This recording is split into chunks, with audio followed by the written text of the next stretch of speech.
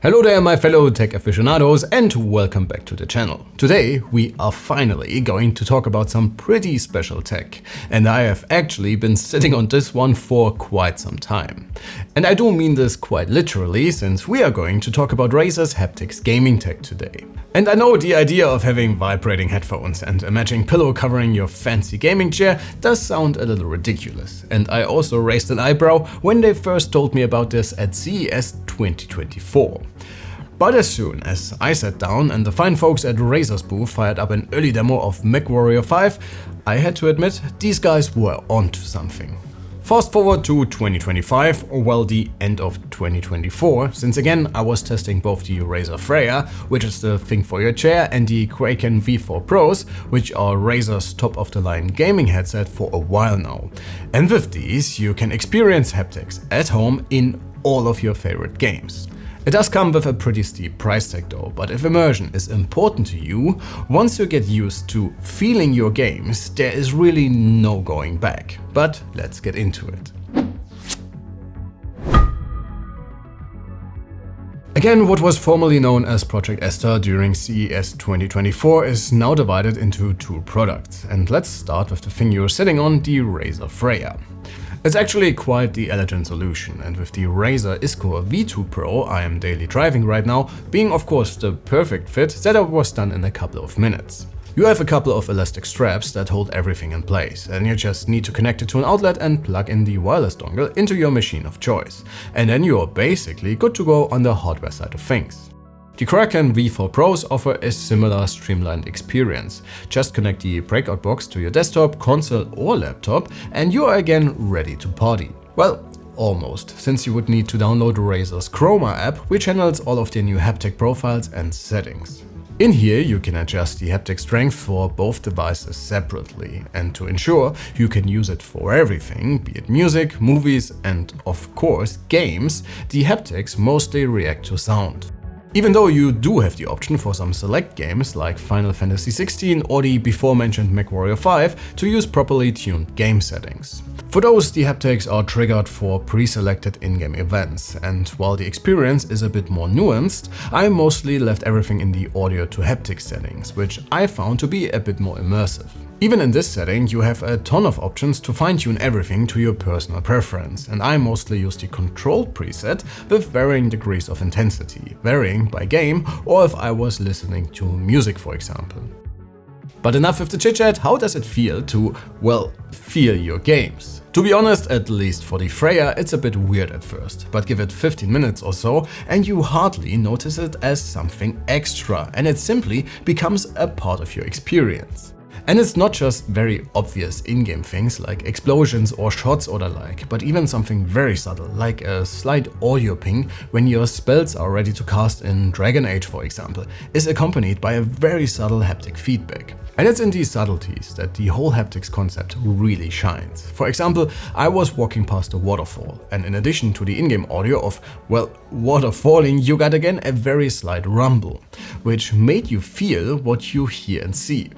It's so hard to describe this, but it just feels like the last piece of the puzzle, and it really makes you wonder why it took so long to make its way into our gaming setups. Playing Warhammer 40k Space Marine 2 left me similarly impressed, since you could really feel the heavy footfalls when impersonating a genetically engineered super soldier, and it makes the gory action game so much more impressive than it already is on its own. Of course, it's not perfect for all games, and if you overdo it in the settings or, I don't know, play some competitive multiplayer matches, it can easily become too much. But if you stick to the credo that less is more and enjoy your immersive story games, this combo is simply awesome. Speaking of the combo, the Kraken V4 Pros actually really surprised me. I got the basic Kraken V4s a few weeks before, and while they offer a somewhat decent gaming headset experience, they aren't particularly special. So I was pretty skeptical when I heard of the V4 Pros and their pretty insane price tag. But this changed immediately once I took them out of the packaging. They might look very similar to their non-pro counterparts, but build quality is on a completely different level. And once I put them on and listened to a couple of my favorite songs with out-of-the-box settings, well, holy shit. If you do not overdo it, the vibrations aren't vibrations, but simply that feelable sub-bass punch that would otherwise be lost when using headphones. And what actually really sold me on these is actually not my own reaction, since as a tech nerd, you are sometimes very easily pleased with gimmicky stuff, but I gave them to a couple of my friends and my girlfriend and just told them to put on their favorite songs and listen to them. And man, I wish I would have filmed their initial reactions. Nobody was put off by using vibrating headphones, but they simply enjoyed their music with wide open eyes, since this is really a very different audio experience. This does not mean these are audiophile grade cans, and they really do not want to be, but they still offer such a wide soundstage and are able to replicate those super low tones without getting muddy at all.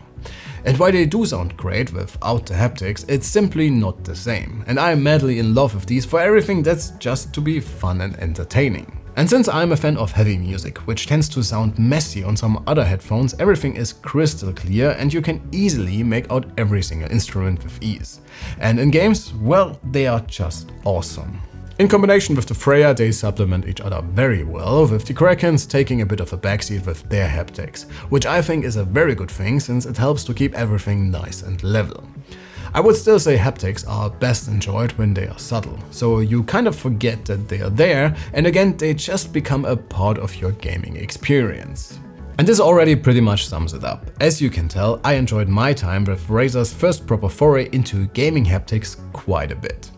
It's a very special and unique experience, but it also comes with a very high cost of entry. However, if you care for immersion, adding haptics after already using a high-end screen, controllers and so on, it's just the next logical step if you ask me. And with everything that is niche and nets you those extra tiny little bit of a better experience, you would have to decide for yourself if it's worth it to you. As far as pain points go, I wish they would add something to the Freya to store the wireless dongle, since I have spent the occasional extra minute finding it a few times. And while the Kraken V4 Pros sound great, the mic quality is not quite as high-end as I would like it to be, which is really quite a shame. I would also really like to have an extra, smaller dongle so that I can use them while traveling without having to carry this one with me all the time. And since you can control the haptic strength directly on the headphones themselves to some degree, it would be awesome for when I'm out and about. But again, Razer set out to boost immersion with their haptics tech, and if you ask me, they already nailed it.